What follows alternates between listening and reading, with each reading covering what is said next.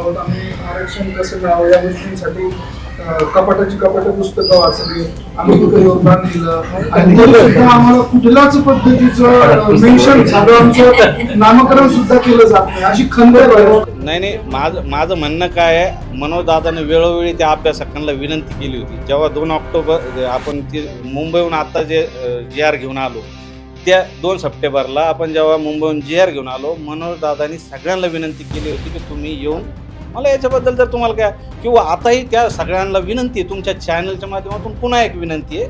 आता सध्या जे 2 सप्टेंबरच्या GR वरून जे चालू आहे की आपल्या मराठ्यांना आता हे बंधू आहे, समजा हे वाळूचे हे यांना माहिती नाही आहे की टेक्निकल अर्ज, तुम्ही फक्त अर्ज सादर कसा करायचा, तुम्ही अभ्यासक आहे ना, तेवढं फक्त आम्हाला लावा. ते कसं सर्टिफिकेट काढायचं आमचा जरांगे पाटील बसलेला आहे, तुम्ही फक्त सादर कसं करायचं ते ज्ञान पाजळा आम्हाला. आणि नसेल येत तर शांत बसावं, कारण कोणाचं कर्तृत्व.